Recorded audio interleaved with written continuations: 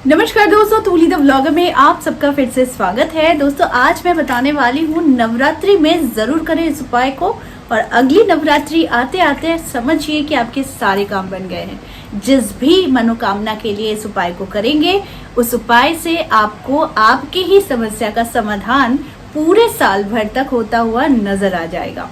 तो उसके लिए क्या क्या चीज़ों की ज़रूरत है, जो बहुत ही सरल है और जो घर में भी उपलब्ध है। अगर नहीं है तो जाकर लेकर आइए, क्योंकि नवरात्रि से आपको इस उपाय को करना है। वो सारी चीजें आज के इस वीडियो में, लेकिन हमेशा की तरह आगे बढ़ने से पहले चैनल को सब्सक्राइब कीजिए, बेल बटन को दबाइए। वीडियोस अच्छी लगती है तो लाइक, शेयर और कमेंट करना बिल्कुल भी मत भूलिए। आगे बढ़ते हैं दोस्तों। शारदीय नवरात्रि बहुत विशेष होता है और आपकी मनोकामना को पूर्ति करने के लिए इसे विशेष माना गया है। वैसे भी माँ भगवती की उपासना करने से आपके जीवन में कभी भी किसी चीज की कमी माँ भगवती होने नहीं देती है।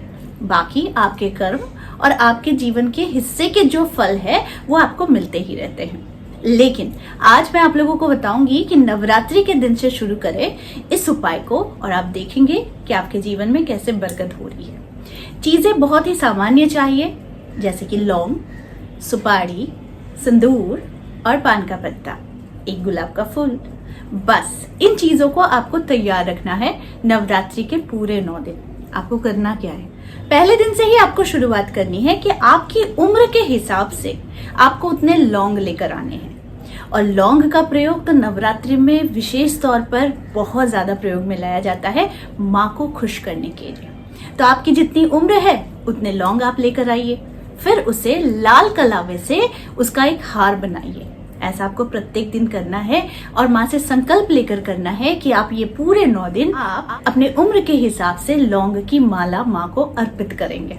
ठीक है। दूसरी जो उपाय आपको करनी है वो है, हर दिन आपको एक सुपारी लेनी है, यानी कि पीले कपड़े में सिंदूर से रंग दे उस प्रत्येक दिन नए नए सुपारी को।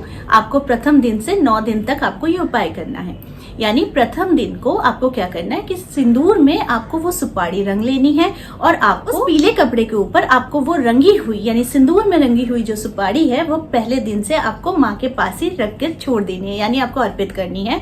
और उसके दूसरे, तीसरे, चौथे, 5वें, 6ठे, 7वें, 8वें, 9वें तक आपको हर दिन एक एक सुपारी लेना है, और उस पीले कपड़े के ऊपर आपको प्रत्येक दिन एक एक करके सुपारी ऐड करनी है।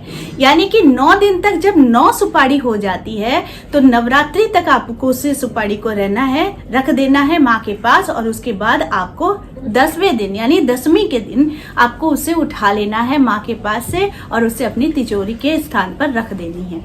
ठीक है। आप पूछेंगे कि ये जो हमने अपने एज के हिसाब से जो लौंग का माला बनाया है, इस माले का क्या करना है। तो जब ये आपका कंप्लीट हो जाता है नवरात्रि, तो 10वीं के दिन उस माला को भी आपको अपने पास ही तिजोरी में रख देना है, और फिर अगले नवरात्रि इस चीजों का विसर्जन करना है, और फिर नए तरीके से आपको इसको स्थापित करना है। दूसरा उपाय आपको जो करना है, अगर ये बहुत ज्यादा आपको भारी लगता है कि नहीं ये मुझसे नहीं हो पाएगा, तो आप ये दूसरे उपाय को कर सकते हैं। वो नवरात्रि के प्रथम दिन से आपको एक गुलाब फूल लाना है, और उसमें 3 लौंग डालकर, कपूर डालकर आपको जला देना है उस गुलाब के फूल के अंदर, और उससे माँ की आरती करनी है। ऐसा करते हैं तो आपकी कोई भी मनोवांछित इच्छा है तो वो पूर्ण जरूर होती है। साथ में आपको माँ को प्रत्येक दिन एक पान का बीड़ा लगाना है, यानी कि पान में सुपारी और लौंग डालकर उसे लपेटकर माँ को अर्पित करना है। प्रत्येक दिन एक पान आपको जरूर चढ़ाना चाहिए, और प्रत्येक दिन एक गुलाब में आपको कपूर और 3 लौंग डालकर माँ की आरती जरूर करनी चाहिए। अगर आप इसे संकल्प के साथ करते हैं, जैसे कि मैंने आपको 2 उपाय बताए हैं, तो दोनों उपाय में से जो आपको इजी लगता है आप वही करें, लेकिन अपने मनवांछित इच्छा के साथ करें। तो आप देखेंगे कि 1 साल के अंदर आपकी जो भी इच्छाएं हैं बिल्कुल होनी ही है। आपकी जो भी इच्छाएं हैं, वो इच्छा आपके मन से मांगी हुई इच्छा हो, वो विवाह हो सकता है, वो संतान हो सकता है, वो व्यापार, वो धन, या फिर वो एक नया घर लेने का ही सपना हो सकता है। वो आपका कोई भी सपना है, वो 1 साल के अंदर पूर्ण जरूर हो जाती है। तो इस उपाय को करके देखिए, और ये बहुत चमत्कारी उपाय है, और ये नवरात्रि में आप लोगों के पास भरमार कर दूंगी, ताकि आपके लिए जो इजी हो वही रेमेडीज आप अपनाएं। तो आई होप आज का वीडियो आप लोगों को अच्छा लगा होगा। इस तरह के वीडियोस मैं आप लोगों तक लाते रहूंगी। आज के लिए बस इतना ही, फिर मिलेंगे एक नए टॉपिक के साथ। तब तक के लिए आप सबको मेरा प्यार भरा नमस्कार।